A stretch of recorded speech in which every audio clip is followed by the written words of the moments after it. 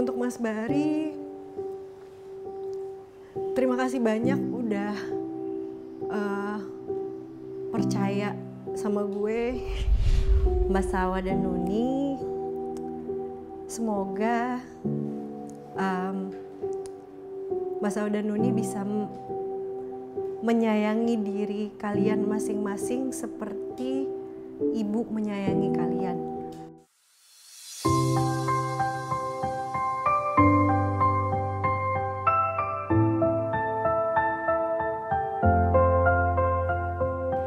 Aku seorang ibu, it's me, Caca Tengker.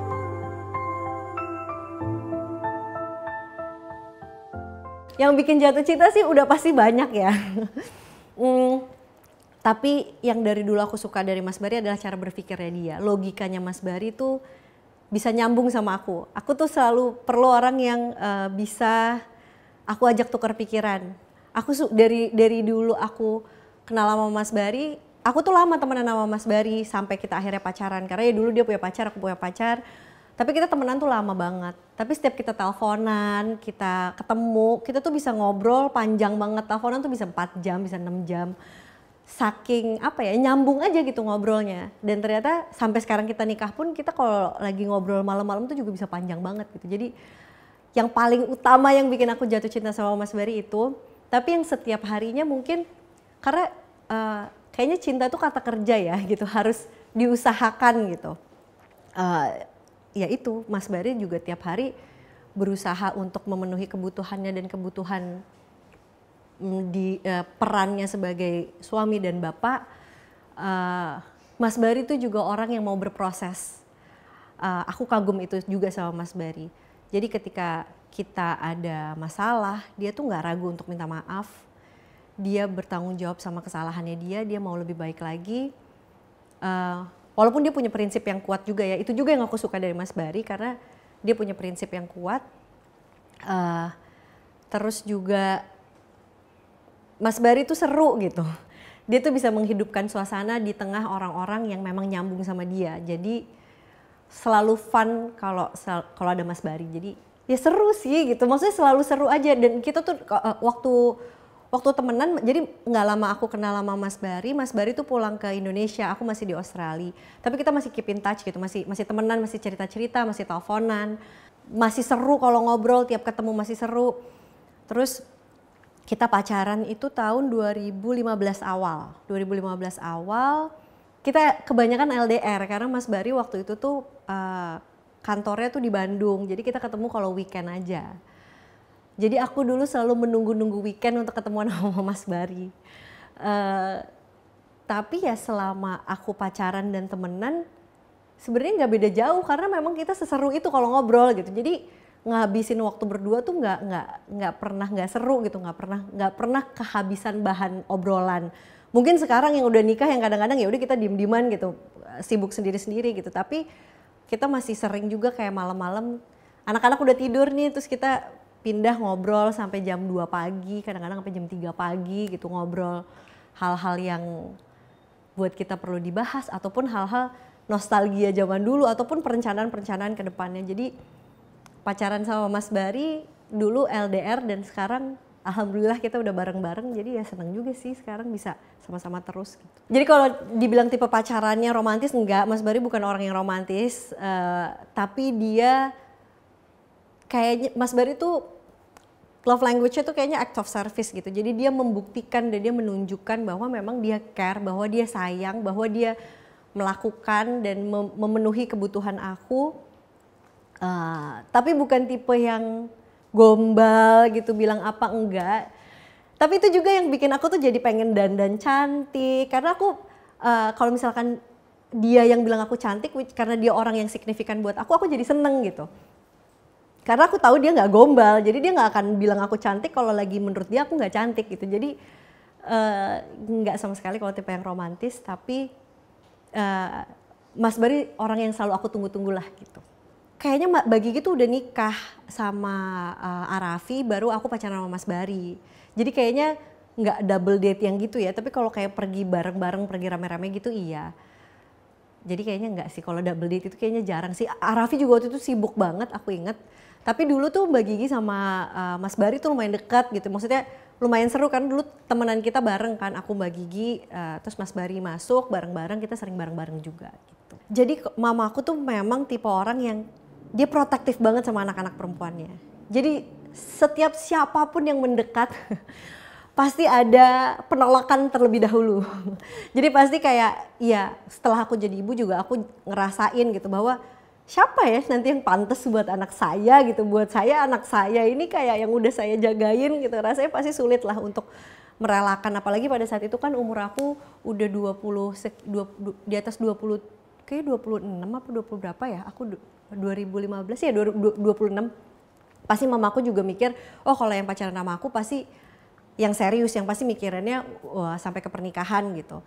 Jadi awalnya masih kayak mengira-ngira dulu nih gitu, tapi abis itu lama-lama mama tuh deket banget sama Mas Bari gitu. Apa-apa bahkan nelfonnya Mas Bari. Sampai sekarang pun mama selalu bilang, susah pinjam anak-anak kalau sama Caca, tapi kalau nelfon Bari langsung bisa. Jadi kayak mama tuh sayang banget sama Bari gitu. Dan yang aku ingat banget tuh dulu almarhumah oma aku itu segitu sayangnya sama Mas Bari. Sampai cita-citanya dia adalah aku nikah sama Mas Bari. Tapi sayangnya aku nikah tuh oma aku udah meninggal. Tapi yang paling mendukung hubungan aku sama Mas Bari itu dulu oma. Mama juga, cuman biasalah kalau mama kan pasti masih ini anak beneran gak ya, gini gak ya gitu. Banyak pertimbangan, banyak tes-tesnya gitu kan. Tapi kalau oma tuh dari awal ketemu Mas Bari, segitu cintanya sama Mas Bari karena menurut oma, Mas Bari tuh mengingatkan oma sama almarhum opa aku. Yang orangnya tuh emang lucu aja gitu, seru, terus kayak menurut oma tuh Bari tuh mirip sama opa aku, menurut aku sih nggak mirip ya, tapi mengingatkan oma sama opa aku gitu. Jadi dulu aku inget banget oma aku tuh sayang banget sama Mas Bari. Dulu pas minta restu, ya abis aku ngobrol sama Mas Bari, kita udah mau serius, ya set waktu mama sama Mas Bari untuk ketemu. Mama juga kayaknya udah tahu tuh tujuannya kemana, terus ya Mas Bari ngomong ke Mama juga alhamdulillah menerima, habis itu baru planning buat pernikahan sih. Kayaknya nggak ada yang beda sih, kayaknya emang gitu aja sih gitu. Tapi pada saat itu mama memang dekat banget juga sama Mas Bari, udah tahu juga ya nggak ada lah orang yang sempurna lah pasti gitu. Tapi pada saat itu mama berhasil sih memenangkan, Bari berhasil sih memenangkan hati mama juga. Karena akunya juga keras kepala banget, aku juga ya enggak, aku yakin aku maunya sama Mas Bari gitu. Alasan aku yakin sama Mas Bari sebenarnya yang paling utama adalah aku bisa ngelihat masa tua aku bisa aku nikmatin bareng sama Mas Bari. Karena balik lagi aku tuh suka ngobrol yang dalam dan aku bisa melakukan itu sama Mas Bari. Jadi aku tuh bisa ngebayangin kayaknya nih ya, pas tua nanti misalkan aku tinggal berdua sama Mas Bari, hidup aku masih seneng, maksudnya bukan masih seneng-seneng aja, pasti masih ada masalah, tapi aku bisa menikmati keseharian aku bareng sama Mas Bari gitu, dengan ngobrol, dengan eksplorasi hal-hal yang baru. Kita punya beberapa hobi yang sama, terus kita juga punya pandangan-pandangan yang sama kayaknya, dan aku yakin Mas Bari bisa jadi ayah yang baik buat anak-anak aku. Itu sih yang bikin aku yakin banget sama Mas Bari. Aku tuh setiap ngeliat Mas Bari sama anak-anak aku gitu ya, hati aku tuh rasanya hangat gitu. Karena hubungan seperti itulah yang aku impikan gitu. Kayaknya aku punya, dari dulu tuh punya harapan, punya hubungan yang hangat kayak gitu sama sosok ayah yang aku bisa ngelihat Mas Bari itu ke anak-anak gitu. Jadi aku suka banget videoin Mas Bari lagi sama anak-anak, fotoin, walaupun mungkin jarang dipostingnya ya karena aku terlalu bingung kadang-kadang mau posting apa, tapi aku punya banyak banget koleksi momen-momen Mas Bari sama anak-anak gitu. Mas Bari tuh suami yang tahu gimana caranya mewadahi aku ketika aku lagi rapuh, yang memprioritaskan keluarga dari segala-galanya. Mas Bari tuh ayah yang hangat, yang seru, sayang tulus banget sama anak-anaknya, yang lucu, yang bisa menghibur anak-anaknya, yang bisa memberikan rasa aman juga ke anak-anaknya. bisa menunjukkan juga rasa sayangnya ke anak-anaknya, nggak lupa sama ritual-ritual tidur anaknya tiap hari, yang sayang banget sama keluarga sih Mas Bari tuh. Arti pasangan hidup buat aku itu yang mau mengisi dirinya sendiri sebelum membantu keluarga. Yang mau memproses dirinya sendiri dulu sebelum membantu memproses keluarganya. Belajar sama-sama untuk memberikan rasa aman untuk keluarga yang nggak ada cuman pada saat seneng doang, tapi pada saat susah juga. Rencana aku sama Mas Bari yang ingin kita capai banyak sih. Banyak banget, dari mulai ya balik lagi ya mengasuh anak-anak bareng-bareng, terus juga saling mengingatkan untuk punya waktu buat diri sendiri dan satu sama lain, punya quality time. Terus kita punya cita-cita suatu hari kita tinggal di Bali. Jadi nggak tahu kapan gitu ya, tapi kita pengen banget masa tua tuh nikmatin hal-hal yang pengen kita, yang bikin kita jadi lebih apa ya, bersantai gitu ya, nanti sama-sama pas tua gitu. Untuk Mas Bari, terima kasih banyak udah percaya sama gue untuk menjalani hidup ini bareng-bareng, untuk mengasuh anak-anak bareng-bareng, untuk memenuhi kebutuhan diri, kebutuhan satu sama lain, dan kebutuhan anak-anak bareng-bareng. Mungkin pengalaman insecure atau nggak aman gue banyak jadi challenge ya buat hubungan kita gitu. Tapi percayalah, pengalaman berpasangan sama lo Mas itu jadi pengalaman korektif yang bikin gue percaya lagi bahwa rasa aman itu ada. Bayi tabung pas anak pertama itu memang aku ada masalah waktu itu, kista hormonal, dan Mas Bari juga cukup terbuka sih, dia juga ada masalah infertilitas. Jadi waktu itu kita juga nggak langsung, memang kita nikah 7 bulan setelah kita kayaknya waktu itu juga kayaknya nih udah siap nih untuk menjalani peran baru, baru akhirnya kita memutuskan buat bayi tabung gitu untuk mendapatkan anak pertama. Jadi kita udah sama-sama kayak oke nih kayaknya udah siap nih gitu untuk nambah tanggung jawab lah gitu. Perjalanan bayi tabung memang gak mudah, yang bikin gak mudah itu sebenarnya hormonalnya kali ya gitu. Karena kok rasanya emosinya roller coaster dan intens banget ya. Aku memang punya pengalaman tuh kayaknya kalau merasakan satu emosi tuh memang cukup intens gitu. Tapi kok ini lebih intens lagi ya dari biasanya gitu. Yang bikin capek itu, tapi karena memang aku sama Mas Bari dari awal udah tahu ini kemauan kita mau melakukan ini, itu juga yang bikin aku ya jalanin aja gitu. Memang ini part dari prosesnya, dan challenge-nya waktu itu buat aku ketika lagi emotional roller coaster itu, waktu itu Mas Bari masih kerja di Bandung, jadi ketemunya cuma weekend aja gitu. Kayaknya buat aku yang berat itu, tapi sisanya karena balik lagi ya, aku tahu ini yang aku mau, ya, ini yang mau aku jalanin, ini pilihan aku, jadi pasti ada aja gitu kekuatannya.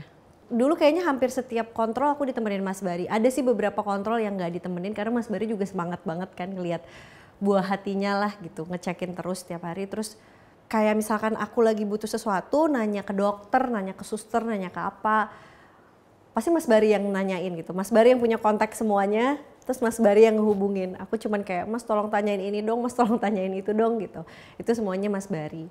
Aku waktu itu juga sempet masuk UGD karena konstipasi, kelamaan perutnya udah sakit banget tuh. Mas Bari yang nganterin sih hampir semuanya kalau Mas Bari lagi di Jakarta ya. Itu pasti Mas Bari yang ngurusin aku gitu. Jadi sampai aku melahirkan pun Mas Bari yang nungguin, Mas Bari yang nemenin. Aku tuh masalah menyusui banyak banget.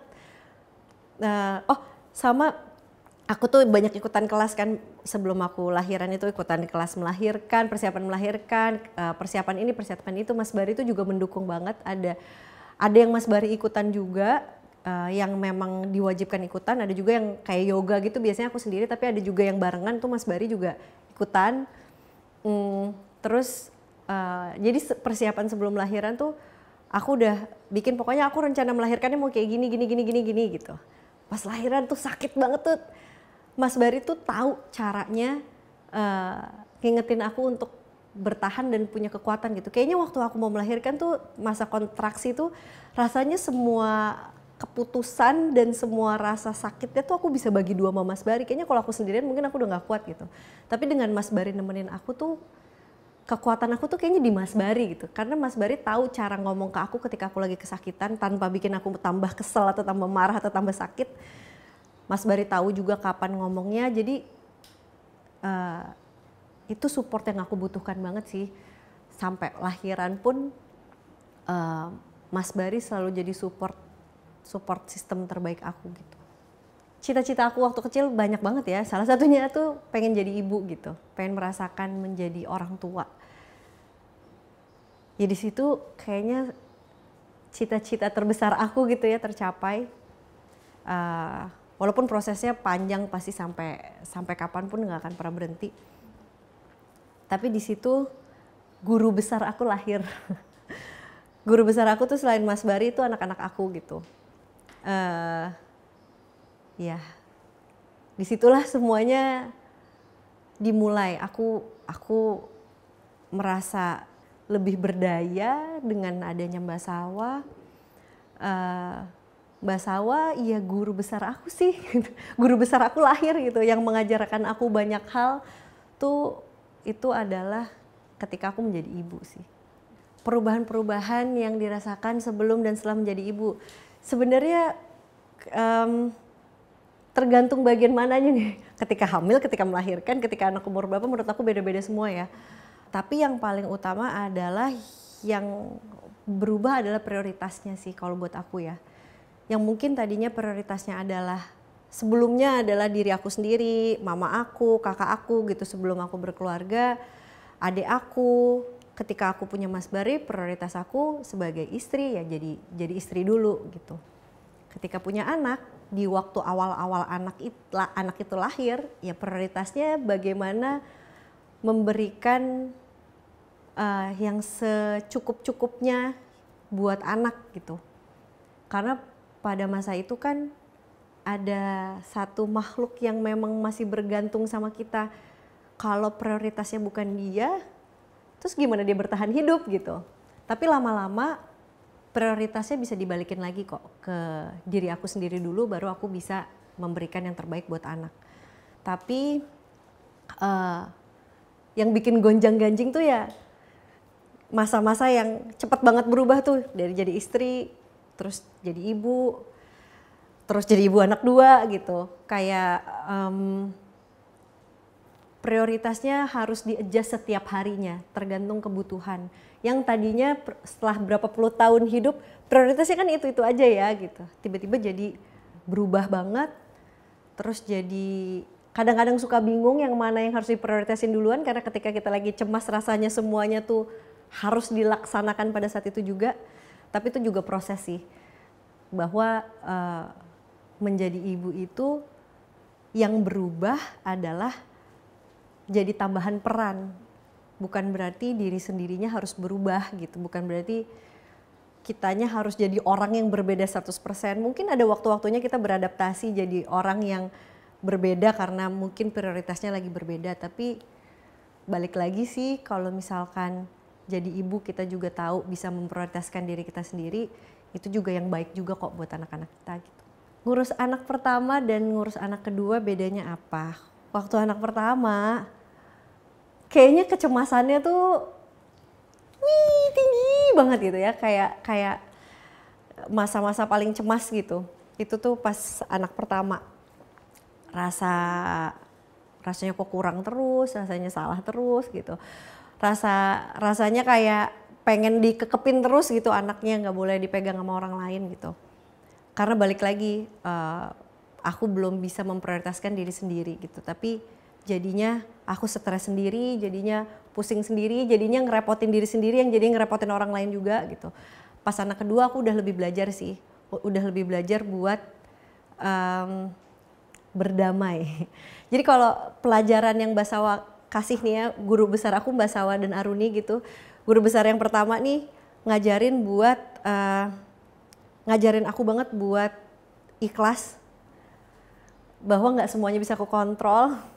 Jadi pas anak kedua itu lebih mengajarkan aku untuk berdamai, untuk berdamai dengan situasi, dengan oke, aku punya kapasitas, ya aku nggak bisa melakukan semuanya sendiri. Ketika aku butuh bantuan, ya aku cari bantuan, dan berdamai dengan diri sendiri sih pada saat itu. Ansara dan Aruni anak yang lucu banget menurut aku ya.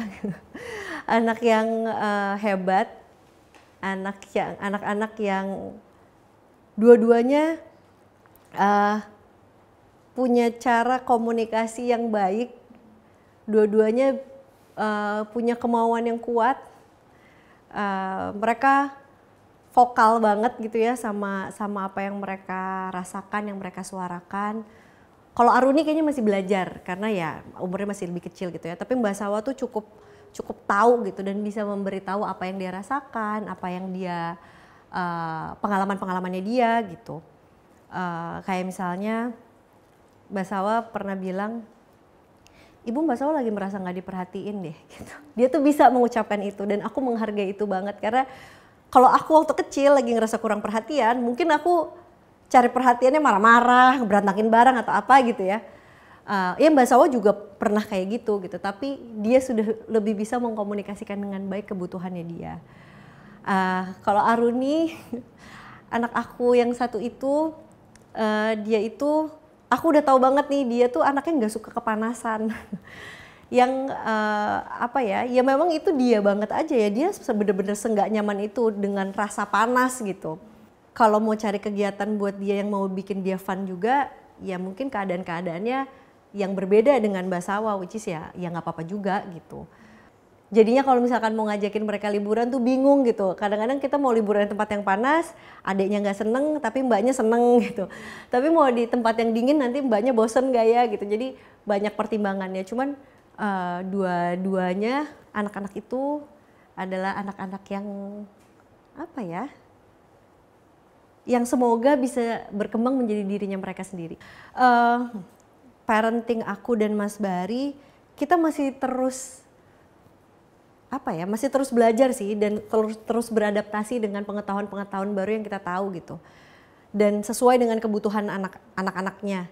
Jadi kita nggak mau maksain kalau yang A begini, yang Ansara begini, Aruni juga harus gini ya. Mungkin emang dua anak ini berbeda dan cara pendekatan juga pasti berbeda.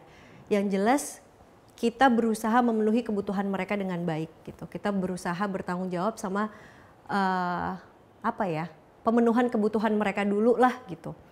Jadi misalkan anak yang satu butuh perhatian lebih, anak yang satu butuh aktivitas lebih, atau dua-duanya butuh perhatian, dua-duanya butuh aktivitas, ya kita dua-duanya sama-sama berusaha memenuhi kebutuhan itu. Misalkan yang satu butuhnya dipeluk setiap hari, ya kita berusaha memenuhi kebutuhan itu. Kalau yang satu butuhnya kita berusaha, misalkan kayak kebutuhan mereka untuk disiplin, kebutuhan mereka untuk punya peraturan yang jelas, punya batasan yang jelas, kebutuhan mereka untuk berkembang, kebutuhan mereka untuk terstimulasi, ya kita berusaha menjadi orang tua yang lebih peka akan kebutuhan mereka dan memenuhi itu dengan baik. Ya mungkin nggak semuanya kita paling benar atau kita paling tahu ya, tapi kita orang tua yang berusaha dan sebisa mungkin lah memberikan itu ke anak-anak kita.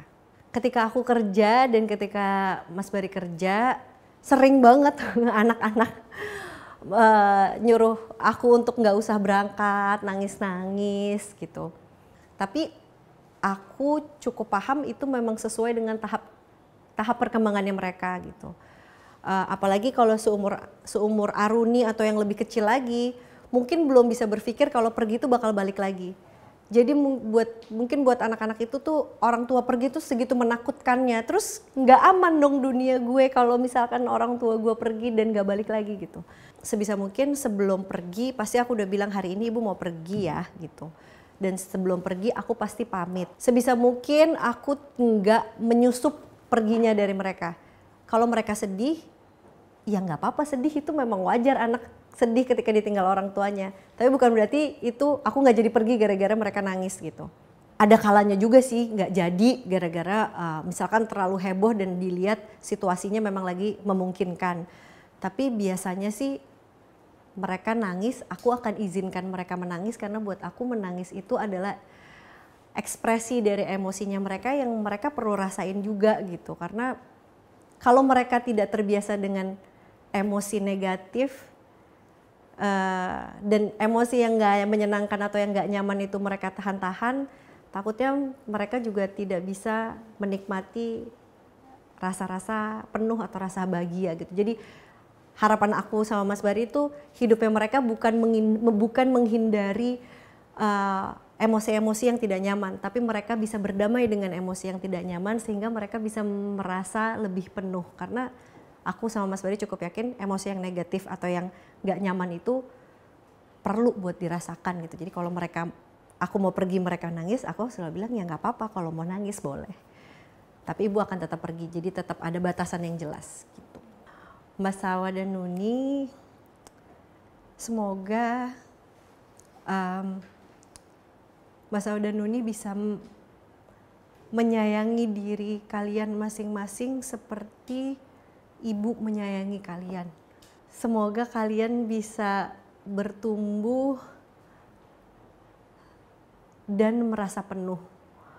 Semoga semua pengalaman yang menyakitkan dan menyenangkan bisa kalian nikmatin, bisa kalian jadikan pelajaran, dan kalian bisa membawa manfaat untuk diri kalian masing-masing sebelum memberikan manfaat untuk orang lain. Arti family goals buat aku mungkin sesuai dengan kesiapan keluarga masing-masing kali ya. Family goals itu diciptakan dengan kesepakatan keluarga sendiri, bukan dibandingkan dengan family goals orang lain. Jadi arti family goals buat aku adalah pencapaian kecil-kecil setiap hari yang sudah kita lakukan sebaik-baiknya yang kita tahu, dan menikmati setiap harinya dengan belajar dari sebelumnya dan dengan mempunyai tujuan ke depannya.